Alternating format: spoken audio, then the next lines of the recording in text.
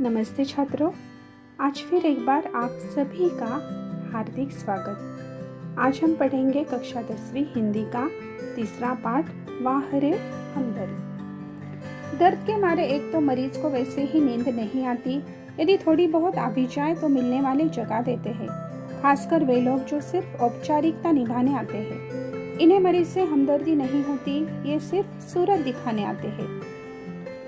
ऐसे में एक दिन मैंने तय किया कि आज कोई भी आए मैं आंख नहीं खोलूंगा, चुपचाप पड़ा रहूंगा। ऑफिस के बड़े बाबू आए और मुझे सोया जानकर वापस जाने के बजाय वे सोचने लगे कि यदि मैंने उन्हें नहीं देखा तो कैसे पता चलेगा कि वे मिलने आए थे।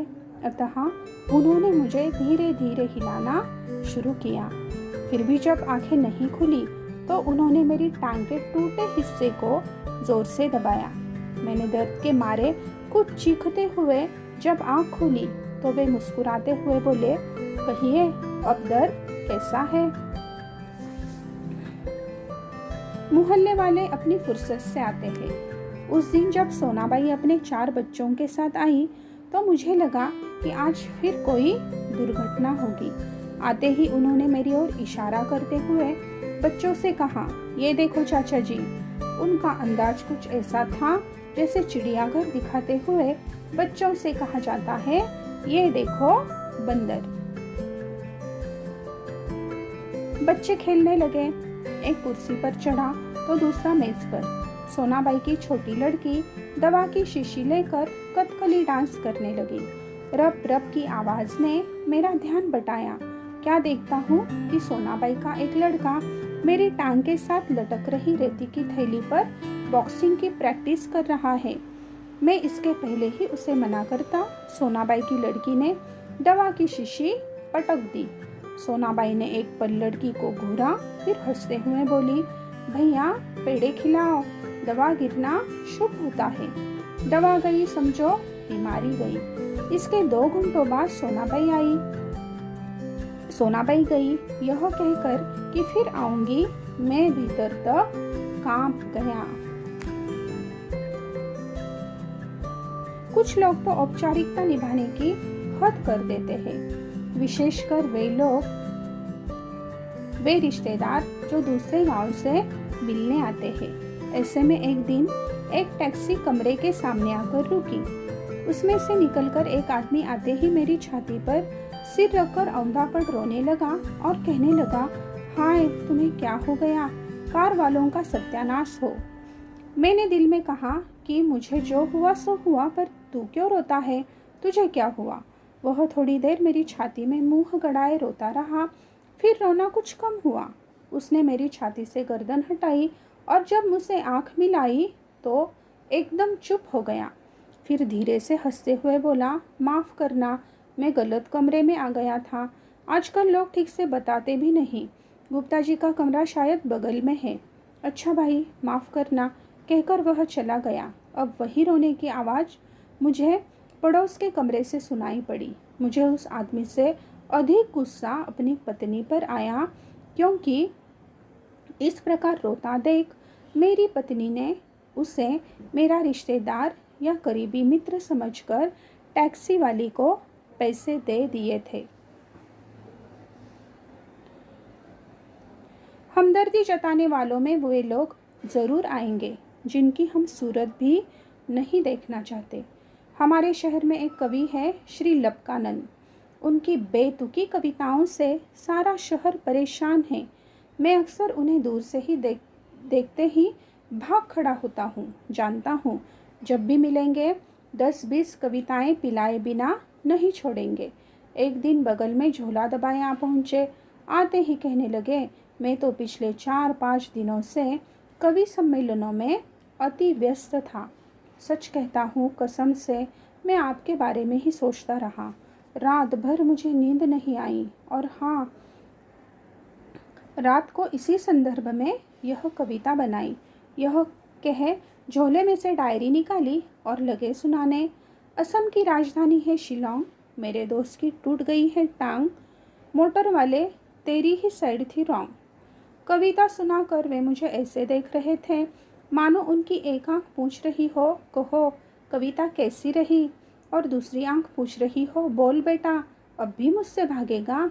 मैंने जल्दी से चाय पिलाई और फिर कविताएं सुनाने का वादा कर बड़ी मुश्किल से विदा किया। अब मैं रोज इस ईश्वर से प्रार्थना करता हूँ कि हे ईश्वर, अगर तुझे मेरी दूसरी टांग भी तोड़नी हो तो ज़रूर तोड़, मगर कृपा कर उस जगह तोड़ना जहाँ मेरा कोई भी परिचित न हो, क्योंकि बड़े बेदर्द होते हैं ये हमदर्दी जताने वाले। हमने देखा लेखक की दुर्घटना हो गई और लेखक की एक टांग टूट गई।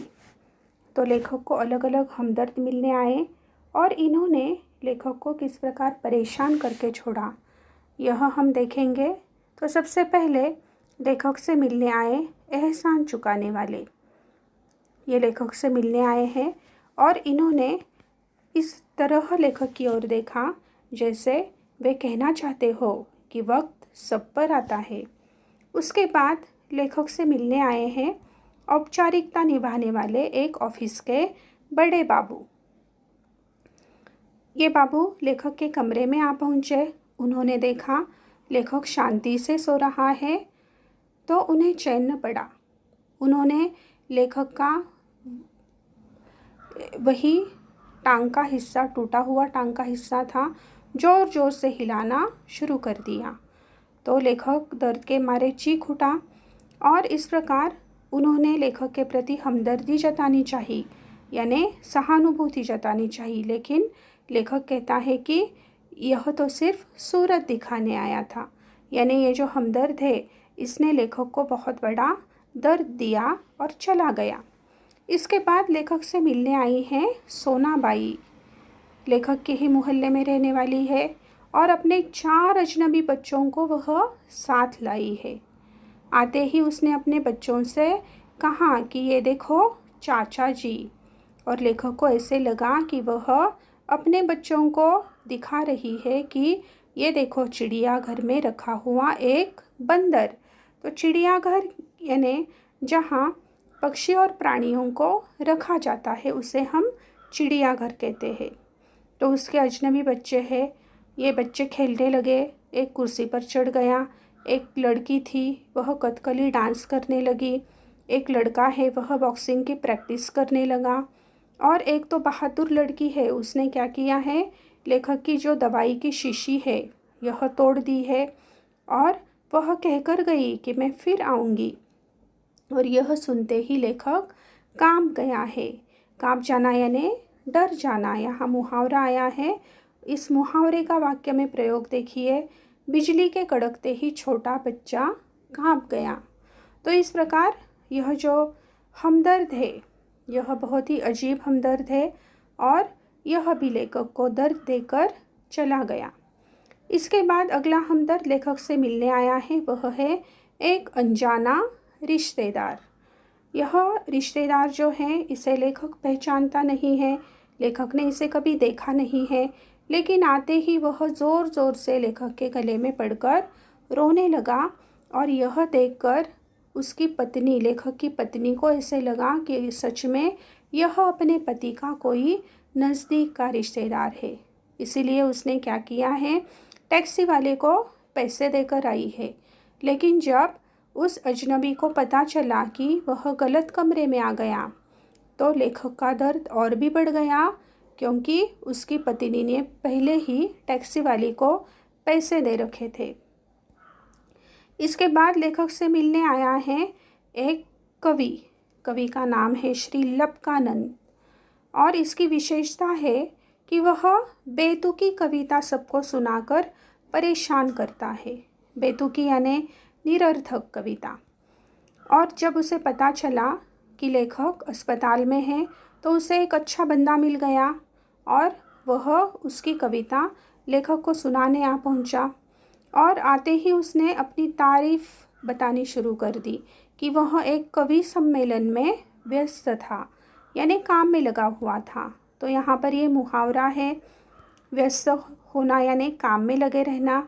इसका वाक्य में प्रयोग देखिए, बच्चे परीक्षा के नज़दीक आते ही पढ़ाई में व्यस्त हो जाते हैं।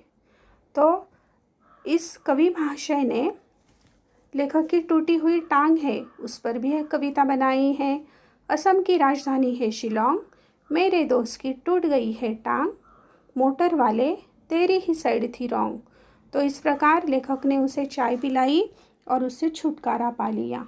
तो लेखक से अलग अलग हमदर्द मिलने आए हैं, लेकिन इन्होंने लेखक को परेशान करके रखा है, उसका आराम हराम कर दिया है और उसे बिल्कुल भी चैन से रहने नहीं दिया। तो लेखक ईश्वर से प्रार्थना करने लगा कि हे ईश्वर, अगर तुझे मेरी दूसरी टांग भी तोड़नी है तो ऐसी जगह पर तोड़ जहाँ पर कोई परिचित यानी उसे पहचानने वाला न हो, क्योंकि ये जो हमदर्द होते हैं ये बड़े बेदर्द होते हैं, यानी बड़े कठोर होते हैं। तो इस प्रकार हमने यह पाठ पूरा किया है। तो इस पाठ के जो प्रश्नोत्तर है, स्वाध्याय है, यह भी मैंने आपको दिया है। तो आगे आप देखिए पाठ पर आधारित स्वाध्याय। धन्यवाद।